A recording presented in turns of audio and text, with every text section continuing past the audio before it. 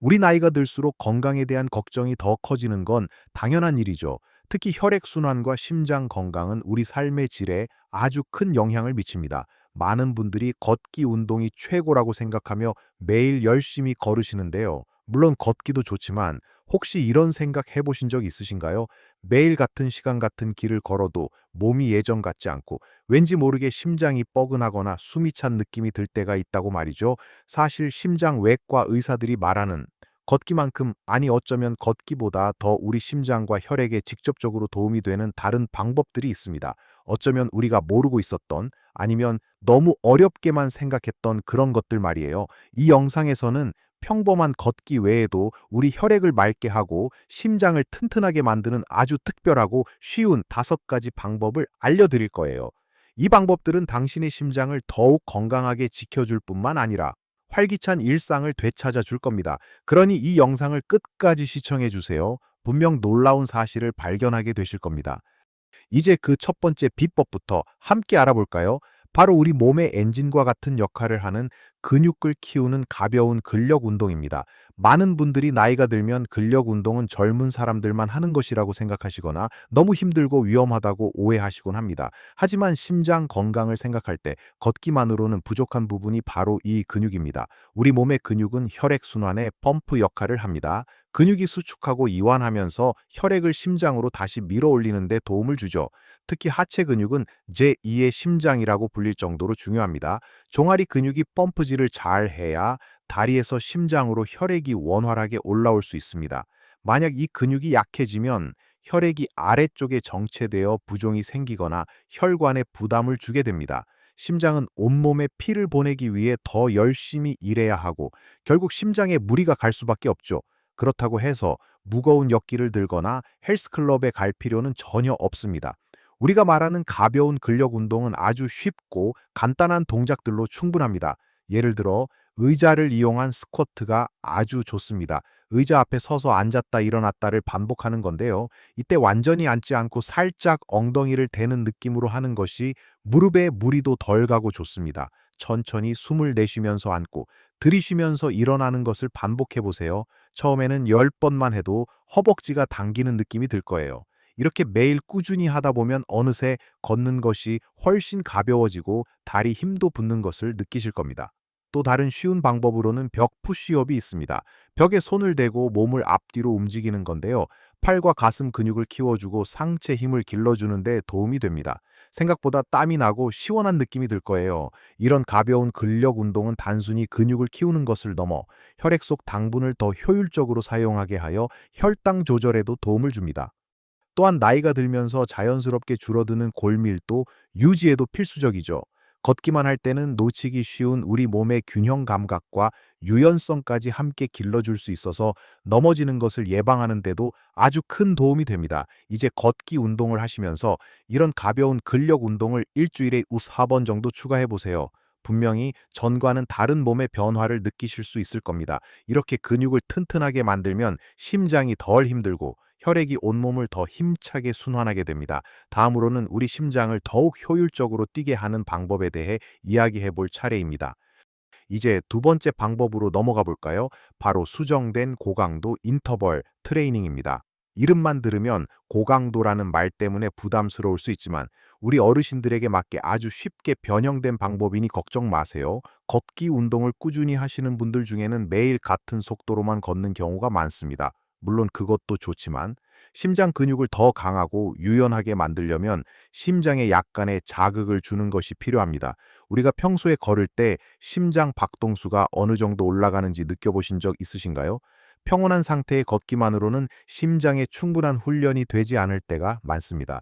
고강도 인터벌 트레이닝은 짧은 시간 동안 심장 박동수를 높였다가 다시 천천히 회복하는 것을 반복하는 운동법입니다.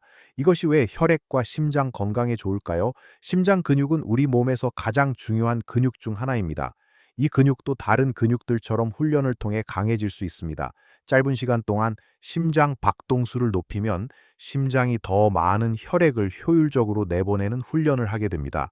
그리고 다시 천천히 회복하는 과정을 통해 심장이 휴식을 취하면서 회복 탄력성을 기르게 되죠. 마치 운동선수가 강도 높은 훈련 후에 휴식을 취하면서 더 강해지는 것과 같은 원리입니다.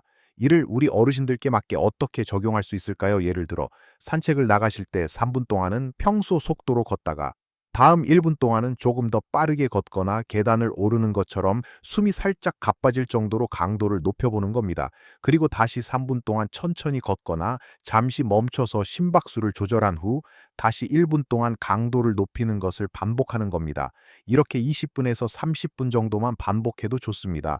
처음에는 1분 정도만 강도를 높이는 것도 힘들게 느껴질 수 있지만 꾸준히 하다 보면 심폐 기능이 향상되고 심장 근육이 훨씬 더 튼튼해지는 것을 느끼실 수 있습니다. 중요한 것은 너무 무리하지 않는 선에서 시작하고 점차 강도와 시간을 늘려가는 것입니다. 숨이 너무 차거나 가슴에 통증이 느껴진다면 즉시 중단하고 휴식을 취해야 합니다. 또 다른 방법으로는 제자리에서 팔을 크게 휘두르며 발을 들어 올리는 제자리 걷기를 평소보다 조금 더 힘차게 1분간 진행하고 다시 가볍게 2분간 걷는 것을 반복하는 것도 좋은 인터벌 운동이 될 수 있습니다. 이는 특히 날씨가 좋지 않거나 밖으로 나가기 어려울 때 집 안에서도 쉽게 할 수 있는 방법입니다. 이렇게 심장에 적절한 자극을 주면서 훈련을 시키면 심장이 더 효율적으로 작동하게 되고 혈액순환도 훨씬 원활해집니다. 결과적으로 혈압 조절에도 도움을 주고 심혈관 질환의 위험을 낮추는 데 크게 기여할 수 있습니다.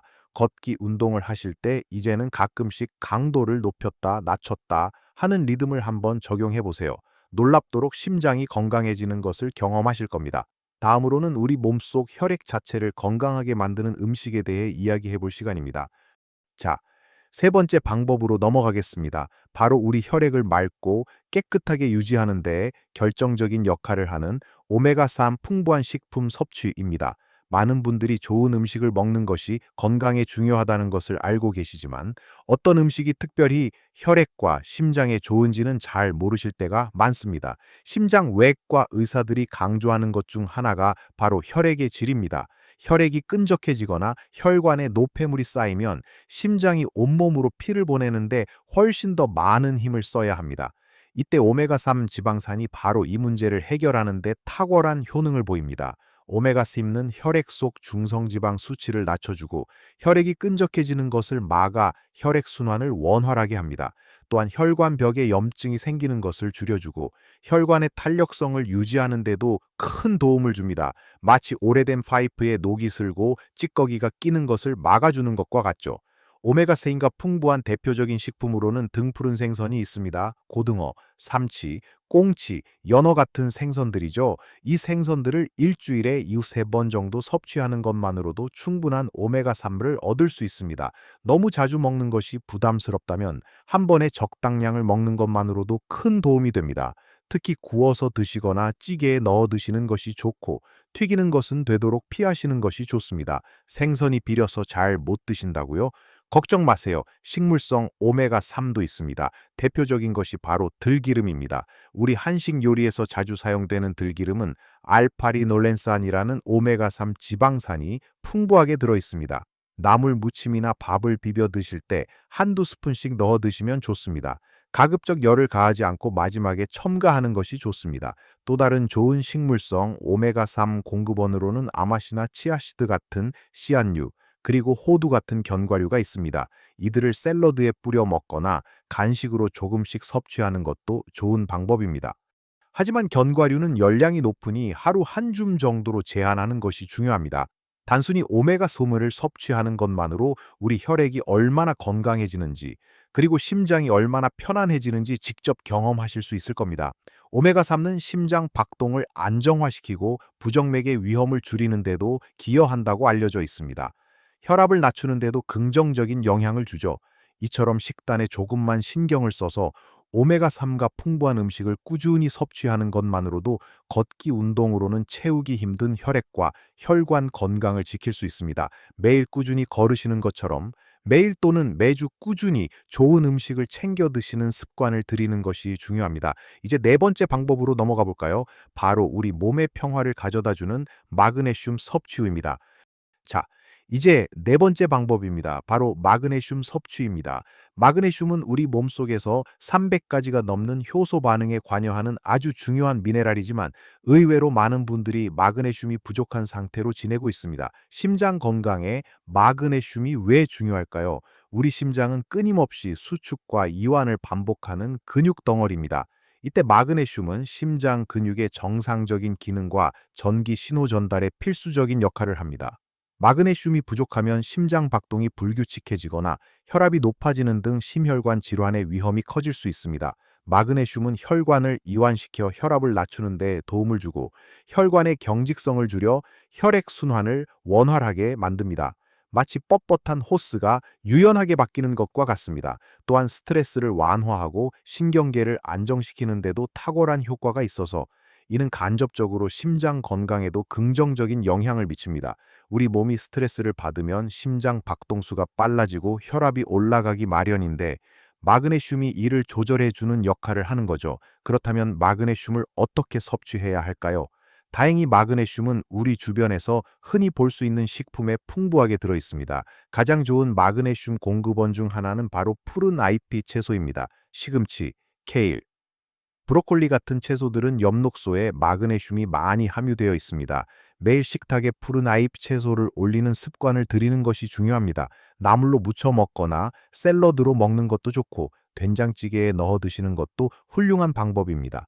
또 다른 좋은 공급원은 견과류와 씨앗류입니다. 아몬드, 캐슈너트, 호박씨, 해바라기씨 등의 마그네슘이 풍부합니다. 간식으로 하루 한 줌 정도 드시면 좋습니다. 통곡물도 마그네슘이 풍부한 식품군입니다. 현미, 귀리, 보리 같은 통곡물을 밥에 섞어 드시면 좋습니다. 흰쌀밥보다는 현미밥을 선택하는 것이 마그네슘뿐만 아니라 여러 가지 영양소를 더 섭취할 수 있는 좋은 방법입니다.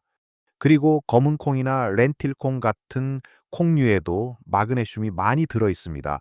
콩밥을 해 드시거나 콩자반을 만들어 드시는 것도 좋겠죠. 이처럼 식단을 통해 마그네슘을 꾸준히 섭취하면 심장이 편안하고 안정적으로 뛰는 것을 느끼실 수 있을 겁니다. 물론 마그네슘 영양제를 복용하는 방법도 있지만 가급적이면 음식으로 섭취하는 것이 가장 안전하고 효과적인 방법입니다. 혹시 마그네슘 부족 증상으로 밤에 쥐가 자주 나거나 눈꺼풀이 떨리는 증상이 있다면 더욱 적극적으로 마그네슘이 풍부한 식품을 챙겨 드시는 것이 좋습니다. 마그네슘은 우리 심장이 규칙적으로 박동하고 혈압이 안정적으로 유지되도록 돕는 숨은 영웅과 같습니다. 걷기 운동만으로는 얻기 힘든 혈관의 유연성과 심장의 안정성을 마그네슘이 채워줄 수 있습니다. 마지막으로 우리 마음을 편안하게 하고 심장을 쉬게 해주는 아주 중요한 방법에 대해 이야기해 볼 차례입니다. 드디어 마지막 다섯 번째 방법입니다. 바로 심호흡 및 명상입니다. 아마도 가장 간과하기 쉬운 방법일지 모르지만 심장 외과 의사들이 강조하는 우리 심장 건강의 핵심 중 하나입니다. 여러분은 평소에 어떻게 숨을 쉬고 계신가요? 대부분의 사람들은 가슴으로 얕게 숨을 쉬는 경우가 많습니다. 하지만 진정으로 우리 몸에 산소를 공급하고 심장을 쉬게 하는 것은 바로 깊은 복식 호흡, 즉 심호흡입니다. 그리고 이런 호흡과 함께 마음을 편안하게 하는 명상이 우리 심장에 미치는 긍정적인 영향은 상상 이상입니다. 스트레스는 우리 심장의 가장 큰 적입니다. 스트레스를 받으면 우리 몸은 전투나 도피 모드에 들어가게 되고 심장 박동수는 빨라지며 혈압이 상승합니다. 이는 심장에 지속적인 부담을 주어 심혈관 질환의 위험을 높이게 되죠. 심호흡과 명상은 이런 스트레스 반응을 진정시키고 우리 몸을 이완 상태로 만드는 데 탁월한 효과가 있습니다. 심호흡은 우리 몸의 자율신경계 중 부교감신경을 활성화시킵니다. 부교감신경은 심장 박동수를 늦추고 혈압을 낮추며 소화를 돕고 몸을 휴식 상태로 이끄는 역할을 합니다. 마치 과열된 엔진을 식혀주는 것과 같죠. 복식 호흡을 하는 방법은 아주 간단합니다. 편안하게 앉거나 누워서 한 손은 가슴에, 다른 손은 배에 올려보세요. 그리고 코로 천천히 숨을 들이쉬면서 배가 부풀어 오르는 것을 느껴보세요. 가슴은 움직이지 않도록 하고 배만 풍선처럼 부풀린다고 생각하는 겁니다. 그리고 천천히 입으로 숨을 내쉬면서 배가 다시 등 쪽으로 꺼지는 것을 느껴보세요. 이때 숨을 내쉬는 시간을 들이쉬는 시간보다 길게 하는 것이 좋습니다. 예를 들어 4초 동안 들이쉬고 6초 동안 내쉬는 식으로 말이죠. 이렇게 하루에 5분에서 10분만이라도 꾸준히 심호흡을 하면 혈압이 낮아지고 심장 박동이 안정되며 불안감이 줄어드는 것을 느끼실 수 있습니다. 명상도 어렵게 생각할 필요가 없습니다. 그냥 편안하게 앉아서 눈을 감고 자신의 호흡에 집중하는 것만으로도 충분합니다. 잡념이 떠오르면 그냥 그것을 알아차리고 다시 호흡으로 주의를 돌리는 연습을 하는 겁니다. 처음에는 1분만이라도 좋으니 매일 꾸준히 해보세요. 명상은 마음을 차분하게 하고 스트레스를 조절하는 능력을 길러주어 심장이 과도하게 일하는 것을 막아줍니다. 이처럼 심호흡과 명상은 물리적인 활동이 아니지만 우리 심장과 혈액 건강에 지대한 영향을 미칩니다. 바쁜 일상 속에서 잠시 멈춰 서서 자신의 호흡에 집중하고 마음을 편안하게 하는 시간을 갖는 것은 어떤 걷기 운동보다 강력하게 우리 심장을 보호하고 활력을 불어넣는 방법이 될 수 있습니다. 우리 혈액을 맑게 하고 심장을 편안하게 쉬게 하는 것은 걷기만으로는 부족합니다. 오늘 우리는 걷기 외에도 우리 혈액과 심장 건강을 지키는 5가지 중요한 방법을 함께 살펴보았습니다. 기억나시나요? 첫째, 우리 몸의 엔진인 근육을 키우는 가벼운 근력 운동.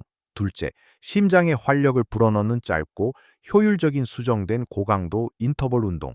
셋째, 혈액을 맑게 하고 혈관을 유연하게 하는 오메가3 풍부한 식품 섭취. 넷째, 심장 박동과 혈압을 안정시키는 마그네슘이 풍부한 식품 섭취. 그리고 마지막 5번째, 스트레스를 줄이고 심장을 쉬게 하는 심호흡과 명상입니다. 이 5가지 방법들은 심장 외과 의사들이 강조하는 우리 심장 건강을 위한 실제적인 비법들입니다. 이 방법들은 단순히 심장을 튼튼하게 하는 것을 넘어 우리 몸 전체의 활력을 불어넣고 삶의 질을 높여줄 겁니다. 처음부터 모든 것을 완벽하게 해내려고 하지 마세요. 작은 변화들이 모여 큰 기적을 만들어낸다는 것을 잊지 마세요. 오늘부터 딱 한 가지라도 좋으니 마음에 드는 방법을 선택해서 꾸준히 실천해 보세요. 매일 걷는 습관처럼 이 새로운 건강 습관들을 여러분의 일상에 자연스럽게 녹여내는 겁니다. 혹시 이 영상에서 다룬 내용 외에 여러분만의 특별한 건강 비법이 있다면 댓글로 공유해 주세요. 다른 분들에게도 큰 도움이 될 겁니다. 그리고 이 영상이 여러분의 건강에 조금이라도 도움이 되었다면 좋아요 버튼을 눌러주시고 저희 채널 구독도 잊지 마세요. 앞으로도 여러분의 건강하고 활기찬 삶을 위한 유익한 정보를 꾸준히 전해드리겠습니다. 우리 모두 나이에 상관없이 매일매일 더 건강하고 행복하게 살 수 있습니다. 당신의 건강한 삶을 항상 응원합니다.